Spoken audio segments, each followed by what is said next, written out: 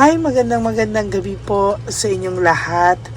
No, kakatapos ko lang po yung third reading. Gusto ko pa pong tingnan kung ano po ang kanyang current feelings ngayong Friday, no? Bago ko magpunta sa aking isang personal reading mamayang konti, no? Okay, tingnan naman po natin, no? Sabay ko na pong ini-upload ito at yung third reading of the day. I hope na naka-resonate po kayo sa first, second, and third reading. And this is just a bonus, no? Bonus reading lang po ito for today. Gusto lang po nating tingnan ano po ba ang makikita natin sa kanyang feelings right at this very moment, ano? Tingnan po natin ang kanyang feelings, no? Kamusta po kayong lahat? I hope na naka-resonate po kayo sa ating first and second and also the final reading, the third and final reading of the day. Hahatiin po natin ang ating baraha sa dalawang yan, sa gitna, no? Hahatiin po natin ito sa gitna, no? Pili muna po tayo ng 10 dito sa kalahati, no? Pipili po tayo ng 10.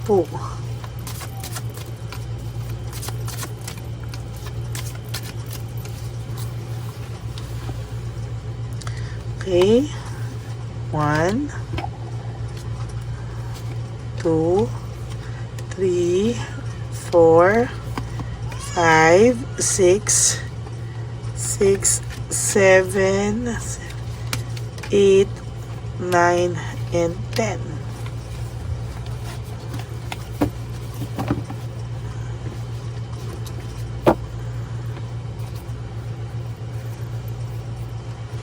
Yan, tabi muna po natin ito dito sa gilid.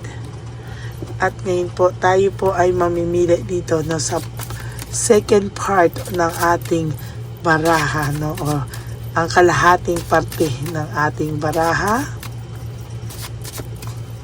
Para po balasado po ang ating baraha. Wala kayong masasabi na ito ay coincidence lamang dahil kagagamit ko lang po nito. Okay?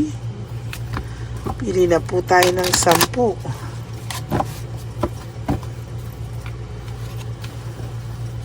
Sana po ay nabasa nyo na po, ay napanood nyo na po yung first, second, and yung kakalabas ko lang po na third reading of the day bago po kayo lumipat dito sa ating bonus reading. 1, 2, 3, 4, 5, 6, 7, 8, 9, and 10. Okay, magsasamahin na natin ang ating mga baraha.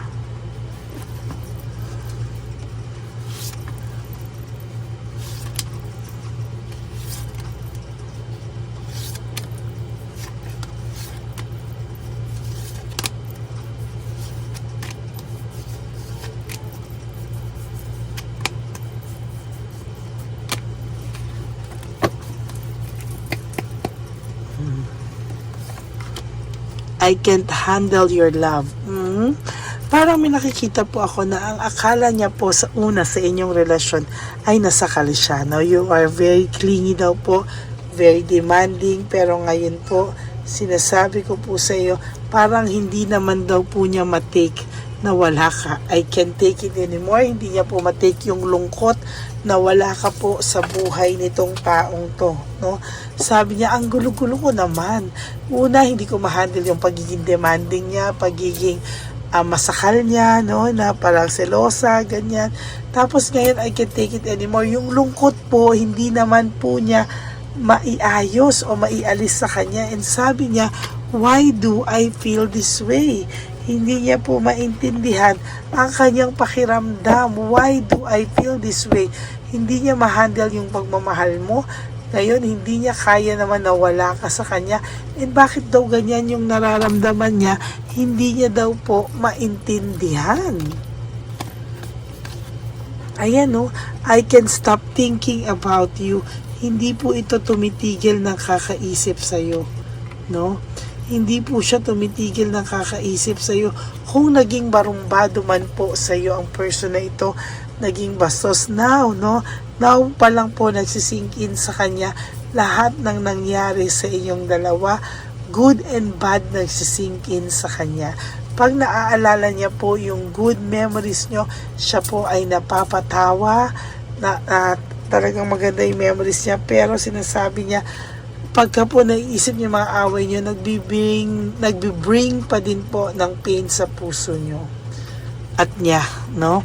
I can talk to you right now, hindi pa po ikaw makausap nito.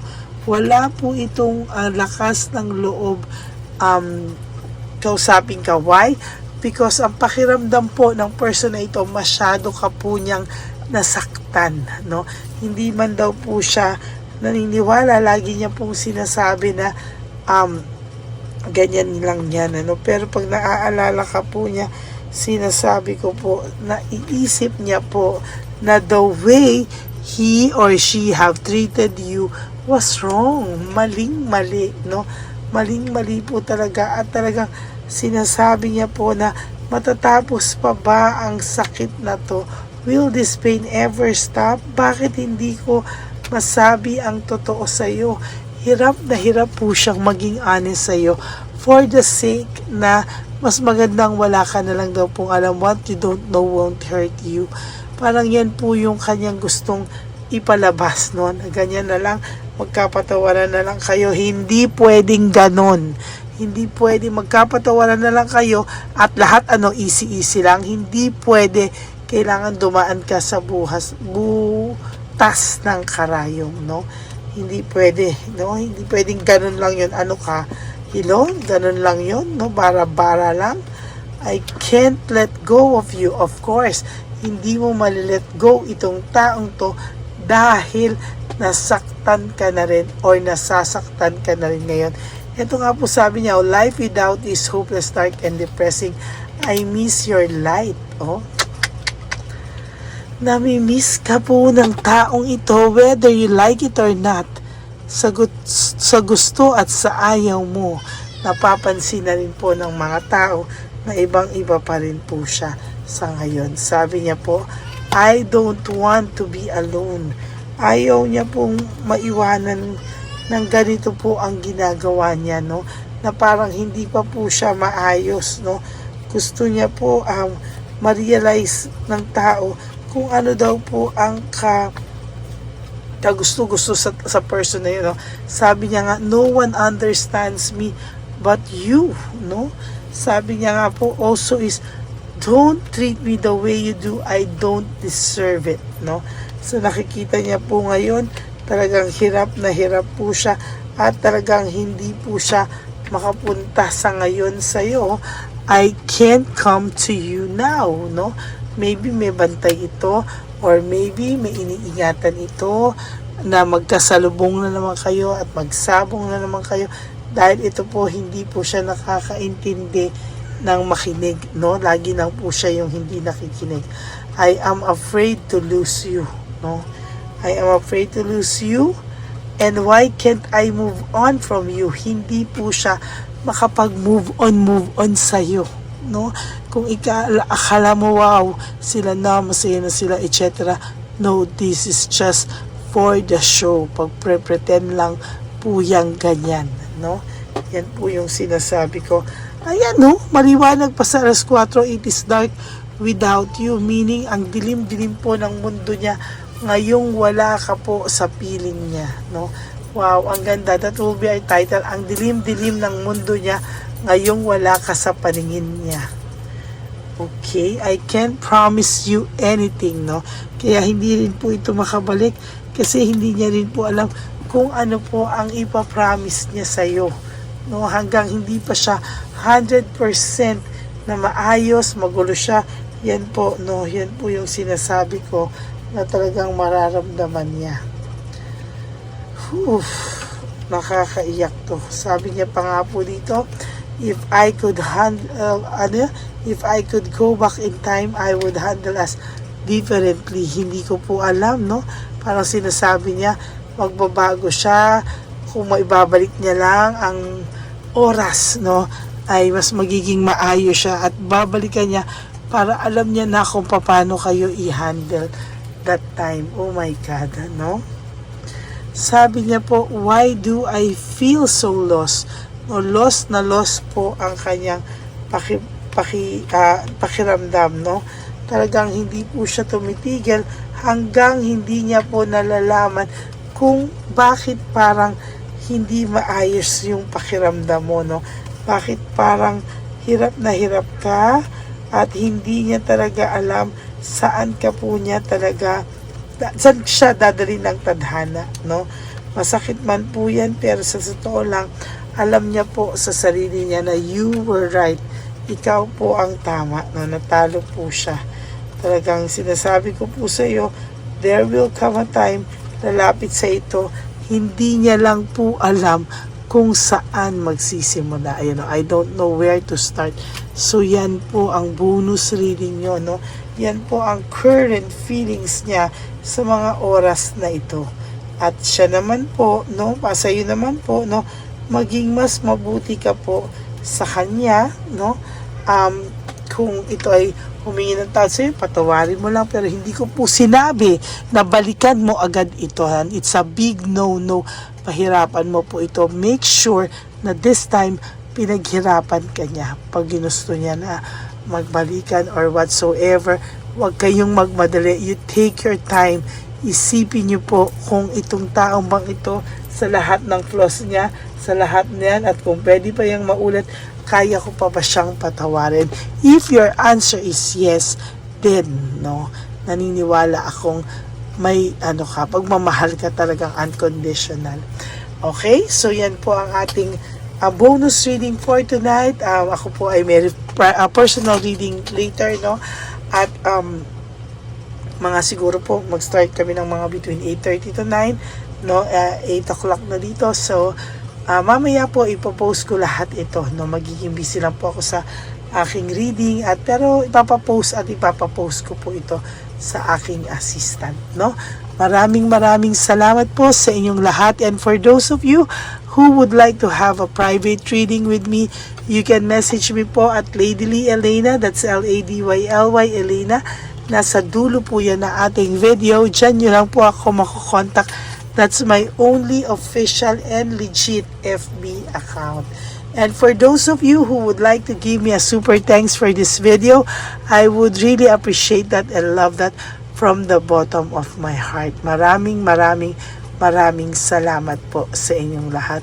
And may God bless you all. And so, aking mga ever loyal, solid, and faithful Lady Elena family, mahal na mahal ko po kayo from the bottom of my heart. Thank you so much po, and please no skipping of ads. Ang lagi ko pong paalala sa inyo is just to live one day at a time. Kalimutan niyo po muna ang mga susunod na okasyon na araw sa buhay niyo. Just focus on today. You do 3 things that will make you happy for today, and tomorrow is another day. Gawin niyo lang po yan sa araw-araw, and I will make sure na magiging okay po talaga kayo. Maraming salamat po sa inyong lahat, and mag-iingat po kayo ngayong gabi, lalo na po sa mga mag-iisa lang, no, o nag-iisa lang sa buhay, ay magpahinga po kayo ngayong gabi, and tomorrow is another day. I promise to, every time na ilalabas ko yan, ako po ay magpapa-live or na dyan sa insenso na yan. Okay? Maraming salamat po. God bless you all. And I will all see you again on my next reading. Promise, bukas na po yun, no? Pagtapos ko po mamaya sa aking client, i-cleansing natin siya. And, no, alam ko, napakaganda at ng feelings, no? Kaya kayo po sa inyong mga tahanan, kung hindi man po talaga kayo makapagpa-personal reading, gamitin niyo po yung insenso at wishing candle, wishing insenso na ginamit ko at mineditatean ko para po, no, sa totoo lang po ay magamit niyo po yan, you meditate, and talagang sa nakikita ko po ay gagaan po ang inyong pakiramdam. Okay? Maraming salamat po sa inyong lahat. And God bless you all. And please watch our first, second, incenso and the third reading for today bago po kayo tumalon dito ha sa ating bonus reading of the day. Okay? God bless you all and I love you. Bye!